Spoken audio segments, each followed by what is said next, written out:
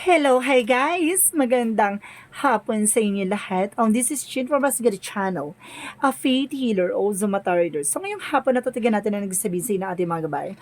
This is weekly gabay for the month of December 1 hanggang December 7 for the sign of Leo. So Leo, welcome to my channel.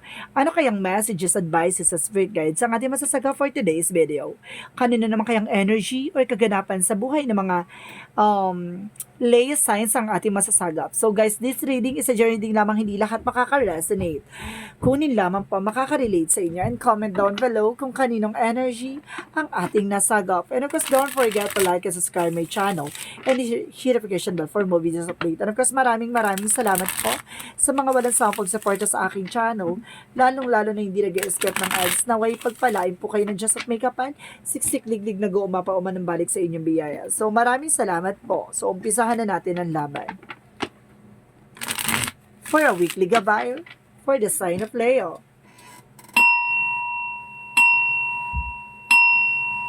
Angel Spirit Messages, give me information. So, ano magiging pasabog at bulabog sa mensahe ng ating mga gabay? Angel Spirit Guides, please give me information. So, oh my God, nakikita niyo yan? Pumik, no? There's a justice, justisya. So, there's a justice. Additional messages. And of course, there's a Queen of Wands. So, there's a control. No? There's an information, there's a confidence.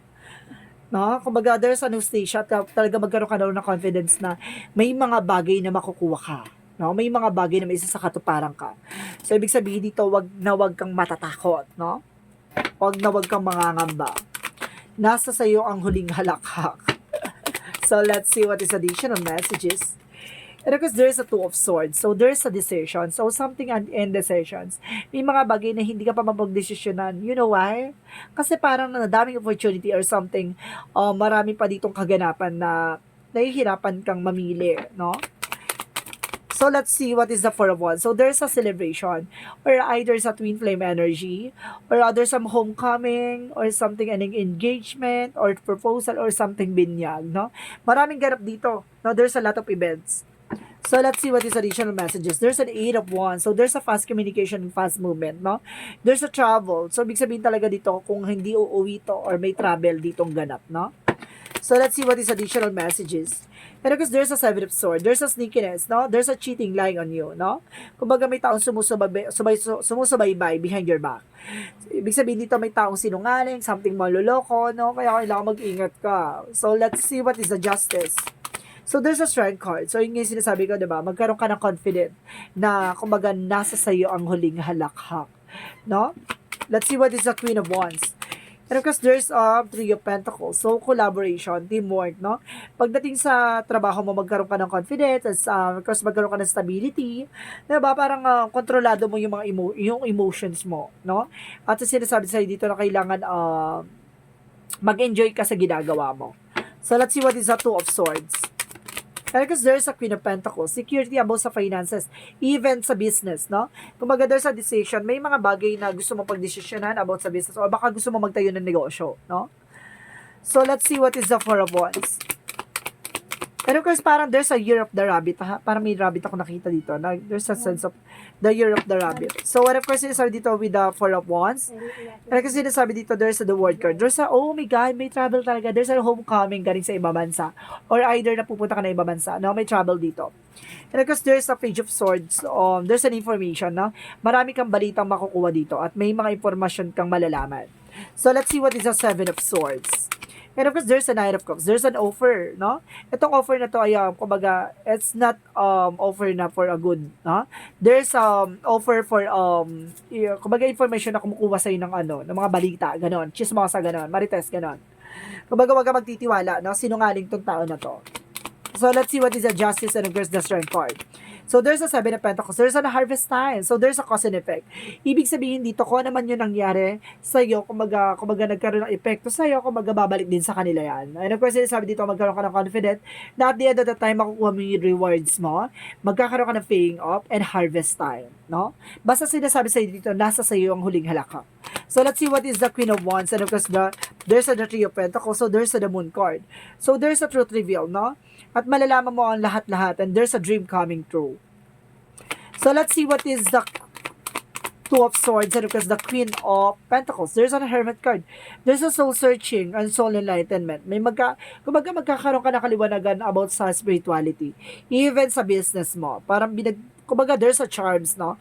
There's a charms ako nakikita dito na may star. So malaking energy dito na may star dito na involved. So let's see what is the Four of Wands, and of course the World card. So there's the Queen of Cups. So there's an information then na magkakaroon ka na ng healing process, no? Or healing sa eksena na to. Ibig sabihin baka umuwi na or something, nagkaroon na ng connections sa inyong dalawa, ganon. Or something baka mag-ikasal kayo, no? So let's see what is the Eight of Wands and the Page of Swords. And of course, there's a Empress card, a reverse. So magkakaroon na ng panibagong eksena. Either negosyo, trabaho, ganon. Kumbaga may bagong eksena dito or bagong simula. So let's see what is the Seven of Swords in the Nine of Cups. I guess there's an Emperor. Be mature enough, di ba? Kumbaga itong offer na to kailangan tatanggapin mo kung makakatulong sa'yo at magiging magandang pinaka-outcome, di ba? Kung alam mong there's a sneakiness or something cheating lying on you na itong tao na to, no? And of course, there's an apology. Kumbaga may apology ako na sa sense dito na itong tao na to lalapit sa'yo, hingi ng tawad, ganyan. Kumbaga mag-ingat ka, no? Kumbaga maging mature ka na. Cheater is always a cheater. Tandaan mo yan. No more second chances. So, let's see what is the outcome. Let's see what is the outcome. Ang outcome is the Ten of Wands. There's a burden, no? Kumbaga may mga bagay or sacrifices kang natamo, or some of you guys, baka magkakaroon ka ng relocations, no? And of course, there's the Hangman, no? Kumbaga and of course, nakakaranas ka ng delays, no? Or something na, kumbaga, bigat ng, na meron ako something na bigat na nararamdaman. Kala may nakapasan sa'yo dito. Let's see. Pero kasi sinasabi dito, there's the Sun card. Pero at the end of the time, magkakaroon ka ng pure positive outcome. Magsasuccess ka dito, baguhin mo lang yung perspective mo. Baka ito yung bigat na kasi kailangan mong baguhin yung perspective or mindset mo. And of course, sinasabi dito, magkakaroon ka ng relocations. So let's see what is additional outcome. Because there's a Four of Swords. Listen to your intuition and listen to your gut feeling, no? Makikinig ka lagi sa iyong intuitions. Kung may mga bagay na ipapakita sa'yo sa panaginip mo or signs or synchronicities, makinig ka. No? Ano kasi sabi dito, there's a Three of Cups. So, ibig sabihin dito, there's a celebration talaga magaganap, no? And of course, guys, there's a third party then. Okay, nasa-sense ko na there's a third party or there's a friend, no? There's a friend or lying, cheating on you or something. There's a person na nagsisinungaling kaya kailangan makinig ka sa intuitions mo. Kapag malakas ang radar mo dito na, kumbaga, or lalakas yung radar mo na may taong lumalapit sa'yo at kumukuha ng information, gato ganyan, nagsisinungaling. So, ibig sabihin dito, carjacking mo na kagad, no? Alisin mo sa buhay mo. So, let's see what is Love Oracle card. Let's see what is the Love Oracle card.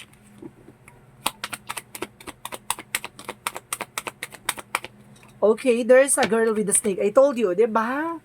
Oh, di ba? May ahas. Di ba? I told you. May traidor. And kasi sa dito, there's a love. So, there's an unconditional love, no? And there's a self-love. So, kailangan mo rin mahalin yung sarili mo. And of course, guys, there's a palm tree. So, there's a stability and security. Magkakaroon talaga. Ang palm tree is parang swerte, no? Parang swerte yan sa palad mo na. Kumbaga may parating talaga ng growth and expansion. So, let's see what is the Yin and Yang Oracle card.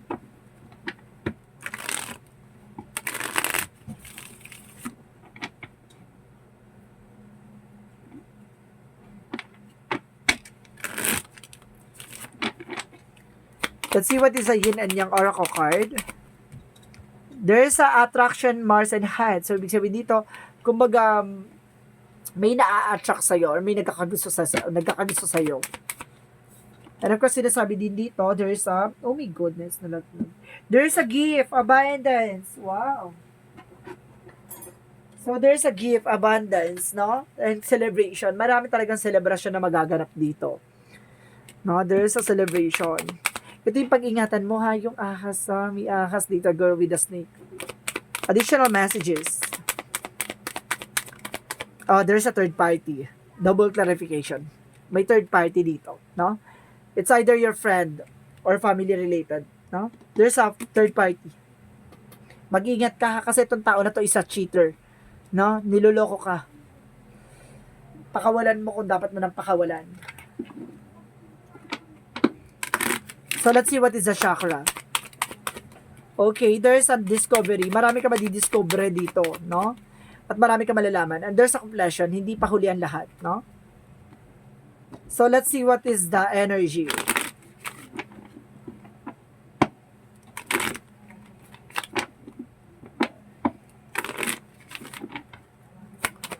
Let's see what is the energy. There's a door to the... Wow, door to the value. Ibig sabihin may pintuan talaga about sa finances, no? Malalaking pera ko nakikita dyan. And a woman holding a heart. So, some of you ha, kumbaga may hawak ng puso mo, ikaw yung may hawak ng puso niya, ganun. Basta may taong mahal ka dito na darating, no? Darating. And of course, there's a door, door to the value. Ibig sabihin dito, makikita yung halaga mo or something may malaking halaga na papasok dito. Additional messages. And there's a community. May third party talaga siyo. It's either friend or something kapitbahay, gano'n. Or, kumbaga may third party dito, nagsisinungaling sa'yo. Threefold clarification, no? Third party. Mag-iingat ha. There's a third party. So, let's see what is the romance angels. Let's see what is the romance angels.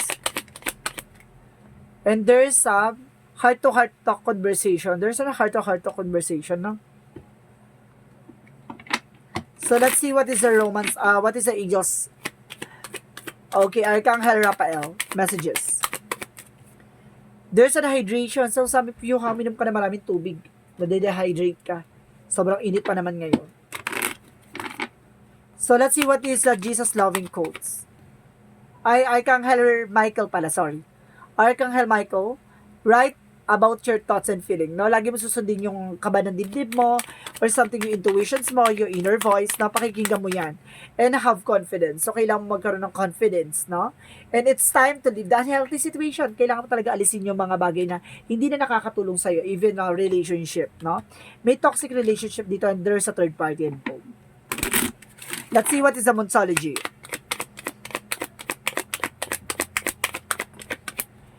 Have faith in your dreams, na magtiwala ka sa pangarap mo. And of course, sinasabi dito, nothing will come in this situation. Walang mangyayari sa situation kung hindi ka magte-take ng action. Additional message for angel spirit guides. There's a grip na may mga bagay na pinagsisisihan ka, may mga bagay na nawala. Kumbaga sinasabi dito, opportunity yan para ma-appreciate mo yung mga bagay-bagay sa paligid mo, no?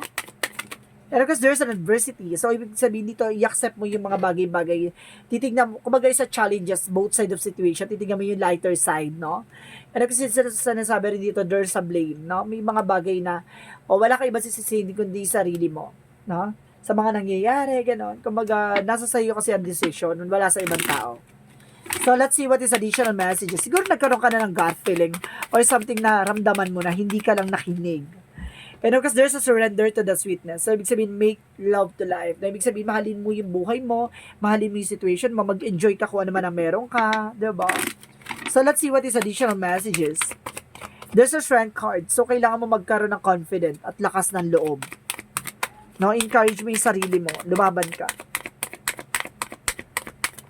And there's a counseling. So, there's an inner voice. So, makinig ka sa advices, something, information na ibinibigay sa'yo. Because, kumaga, makinig ka sa lahat ng bagay na yan, no? Huwag ka magbingi-bingihan. So, let's see what is additional messages. And there's a dragonfly, a transformation, no? Magkakaroon ka ng panibagong eksena. Let's see what is additional messages. And of course, there's a dolphin. Enjoy your life from the fullest, no? Kailangan mag-enjoy ka sa lahat na nangyayari sa'yo. My God. Excuse me. And of course, there is a manifesting and planting. So, ibig sabihin dito, kailangan mong mag-invest, no? Kailangan mong mag-invest. Kumbaga, kung may tinanim, may huhugutin, no? Ganon. So, let's see what is the Jesus loving quotes. Sinasabi dito na, forgiven shall be forgiven, no? Kumbaga, patawarin mo. Kumbaga, ipagpapatawa din niya ng Panginoon. Hayaan mong ang Panginoong humudyat, no? At magbigay hudyat sa mga bagay-bagay na nangyari sa'yo. So, let's see what is the angel's answer. So, there's a questions, guys, na pwede ka magtanong sa isip mo. And of course, kailangan kapag may tanong ka na, nandito yung magiging kasagutan. So, handa ka na? Bibilang ko na 3, kailangan nakapag-isip ka na ng question. Okay?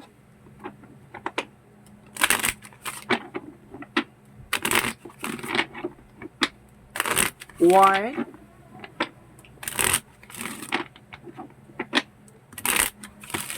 two,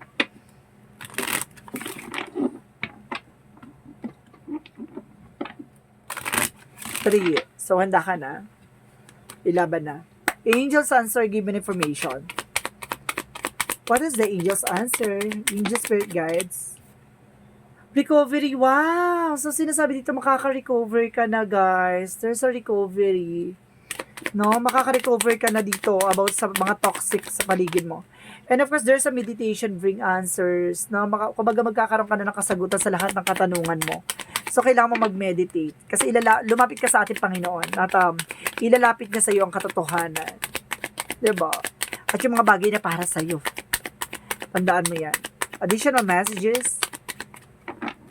Last shuffle para malaman natin kung meron pang angel's guides answer.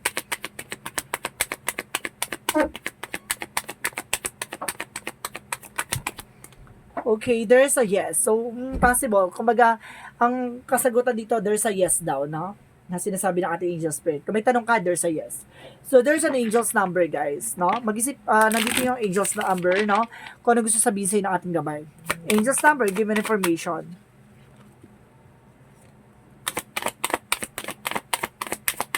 Angel's answer, okay. There's a 7-7, I am brave. O, yun nga, diba? Kailangan mo maging matapang. Diba? So, kaya siguro din ginagawa sa'yo yung panluloko na yan kasi natatakot ka. No? Ma-abandon na or maiwan. So, kailangan mo maging matapang. It's time to move on from the old patterns, habit, and fears. Now, it's the time to walk in the direction of your biggest desire and ambitions. Now, it's the time to be bold and brave. So, kailangan mo maging matapang. At kailangan mo nang baguhin yung mga nangyari, no? Even your pattern pagdating sa love. And of course, pagdating sa career. Na may mga bagay na kinatakutan ka before. Ngayon, kumbaga, kailangan mo na dapat maging matapang at lumaban. Diba?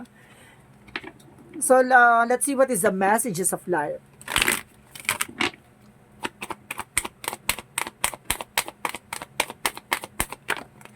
Okay.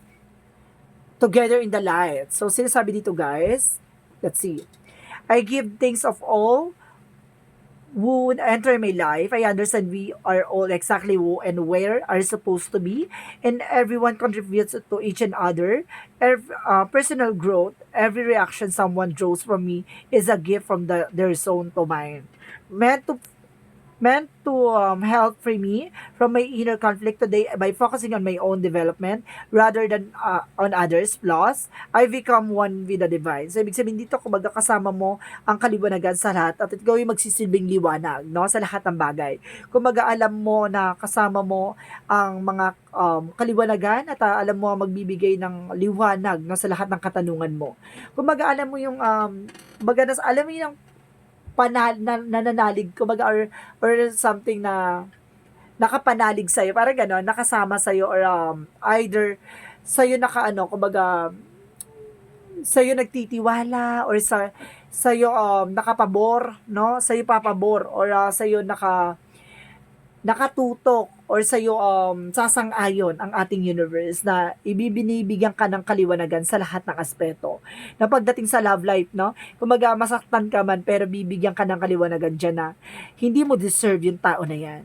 Bagkos may taong nakalaan para sa iyo. Wag mong mukhang kawawa yung sarili mo na, 'di ba, sa tao na yan na takot kang maiwanan niyan. So may mga bagay na kailangan mong bitawan at kailangan mo ng pakawalan. So this is a weekly gabay for the month of December 1 hanggang December 7 for the sign of Leo. So, Leo, maraming salamat po for your wonderful reading. So, this reading is a general reading lamang, hindi lahat makaka-resonate. Kunin lamang po makaka-relate sa inyo and comment down below kung kaninong energy ang ating nasagap. Maraming salamat po sa mga walang sawang support sa aking channel. Lalong-lalo na hindi nag-i-skip ng ads, naway pagpalain po kayo ng Diyos at may kapal siksik diglig na gumapaw na biyayang ipagkakaloob sa iyo. Maraming salamat po. And see you in the next video. Bye-bye and babush.